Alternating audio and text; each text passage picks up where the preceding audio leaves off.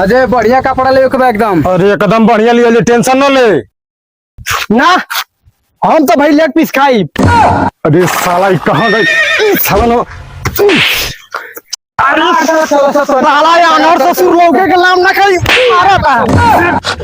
धीरे धीरे बहुत इनके कपड़ा ले चले के बता बढ़िया से ले बूढ़ के मार ले बा देखा था मारा तरफ से 4 गोड़ा मिल के कौन बूढ़ के। हाँ का तोर मौसा हुआ साला एकदम एकदम साला बढ़िया न एकदम उल्टे हो।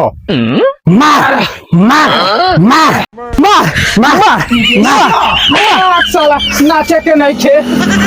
हाँ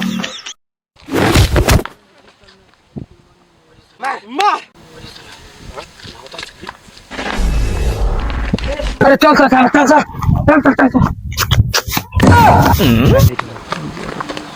चाचा चाचा चाचा मौसा ये मौसा साला मौसा लगे हमार अजय ये दे लागत कि चाचा मर गेल बना का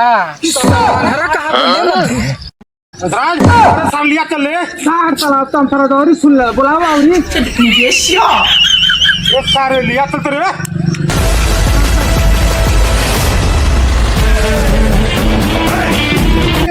साला कहता है कि हम पेड़ का पकड़ के हम सरा चिल्लाता हूँ पेड़ है साला वो शीशा कहा चल चल साला तुम्हारे साथ हम परेशान हो गए बनी चल सर चल साला दूलो को हम परेशान हो गए बनी रुको से साला हम गाड़ धोला मशीन मंगा लेते नहीं से झंझटे खत्म हो जाए।